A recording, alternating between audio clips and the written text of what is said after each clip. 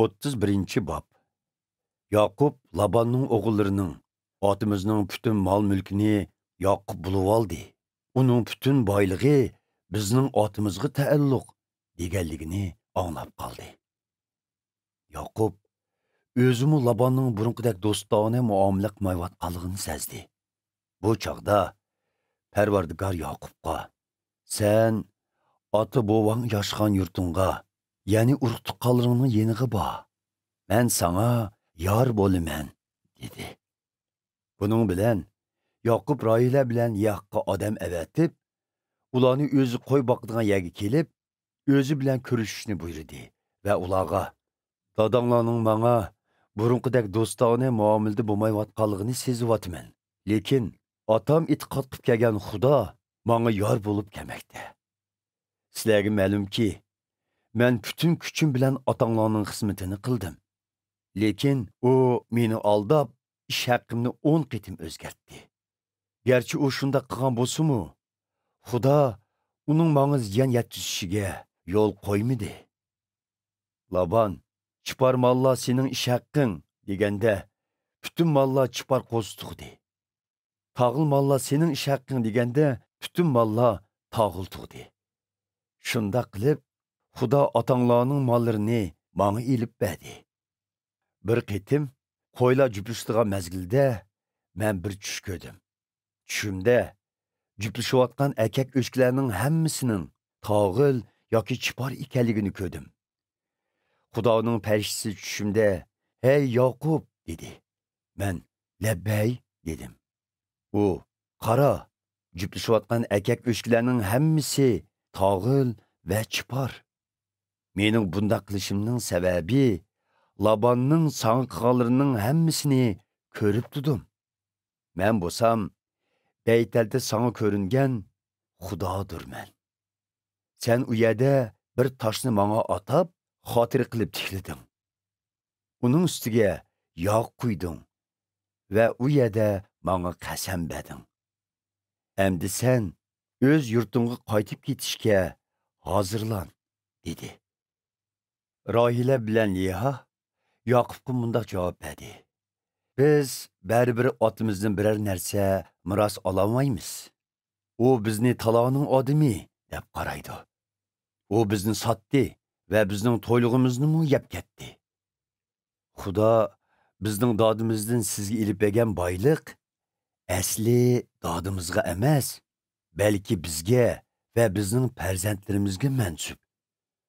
Xudo sizga nima degan bo'lsa, shuni qiling." Bunun bilan Yaqub Kanonga, ya'ni otasi Isoqning yeniga berishga hozirlandi. U ayollari, bola-joqlarini to'giga mindirib, butun mol-varolarini haydab, o'zining padan aramda to'plagan mol-mulklarini elib, qochib ketdi.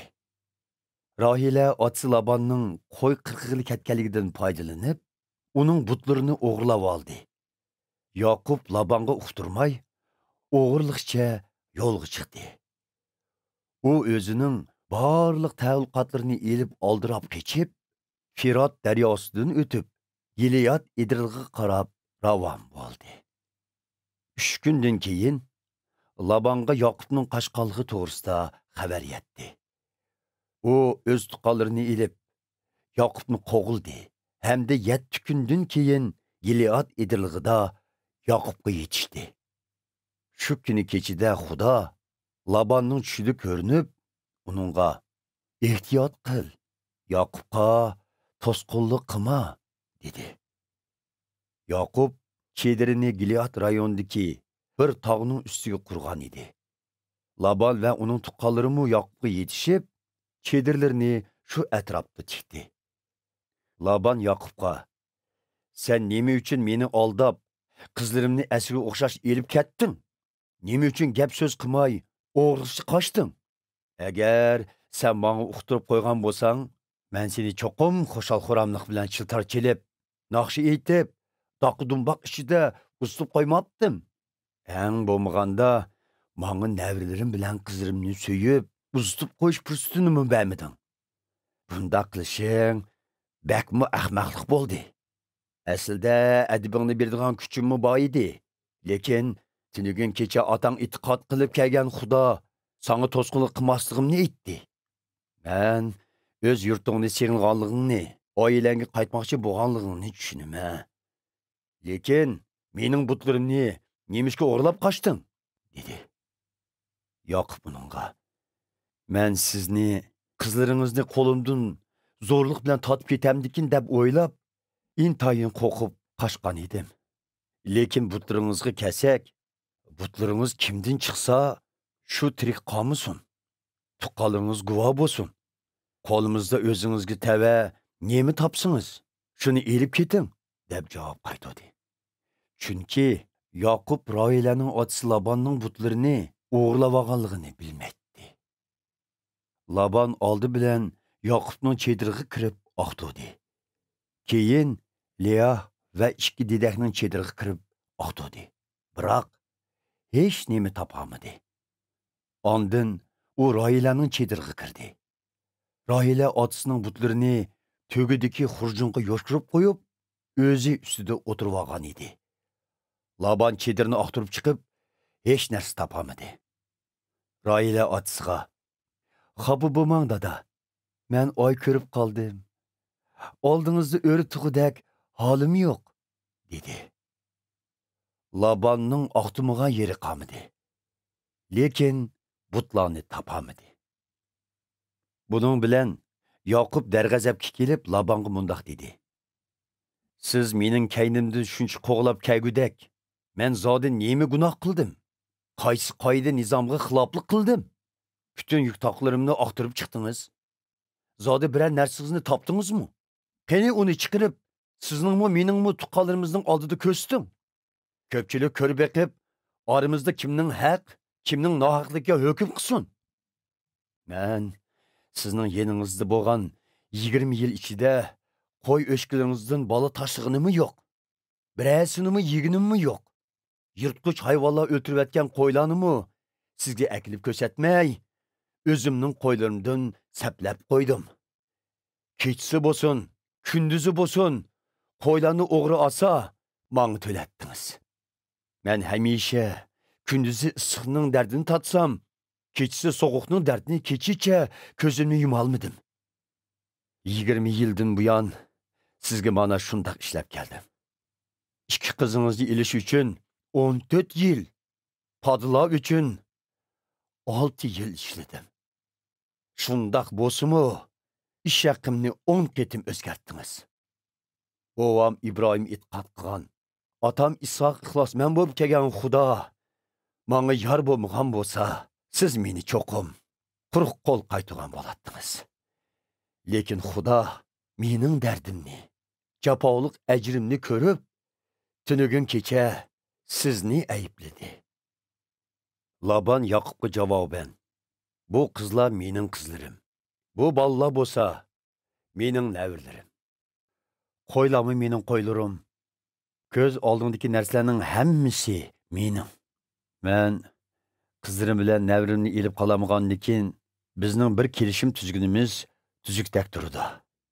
Tuzgan kelishimizni unutib qolmasligimiz uchun bu yerga tosh dövlayli", dedi. Shuning bilan Yoqub qo'lga cho'ng bir toshni elib, uni tiklab qo'ydi va tuqqanlarga tosh yig'dirib, döva qilib qo'ydi. Keyin ko'pchilik tosh dövisining yenida tamoq yeyishdi. Laban o'z tilida bu yerni Jagar Sahaduta deb atadi. Yoqub o'z tilida Galiad, kelishimni asiltigan döva deb atadi. Laban Yoqubga: "Buningdan keyin bu tosh dövisi ikkimizning o'tirsidagi kelishimni asiltish xotirasi bo'lsin", dedi. Mana bu u yerning Galiad deb atilishining sababidir. Laban yana: "Biz ayrılgandan keyin Parvardigor ustimizdan ko'z tutib tursin", dedi. Shunga bu joy Mispoh, ko'zitish munori deb ataldi. Laban kaynidan: "Agar sen qizlaringga yomon muomala qilsang yoki ularning ustiga xotin olsang, boshqalar bilmagan taqdirdimi, esingda bo'lsinki, Xudo bizni ko'zitib turdi", Men ikkimizning o'tirisida bu toshlarni dövlidim, hem bu toshni turi qilib tikladim. Bu bizga guvoh bo'lsunki, men hargiz bulardan halqib o'tib, sana ziyonkashlik qilmayman. Senmi bulardan halqib o'tib, bana ziyonkashlik qilmaysan. İkimizning orasida İbrahim, Nahor va ularning otasi e'tiqod qilgan Xudo hukm qilsin, dedi. Shuning bilan Yaqub bu kelishimga vafo qilish uchun o'z otasi Isoq ixlosmand bo'lib kelgan Xudoning nomi bilan qasam qildi. Ondan u tog'da mol bo'g'izlab qurbonlik qildi. Hamda tuqqanlarni taklif qilib, ular bilan ham dasturxon bo'ldi. Tamoqdan keyin ular shu yerda qo'ndi. Ertasi tong saharda Laban nəvriləri və qızırını söyüb, ulağa bəxt tilab, öyüge qaytdı.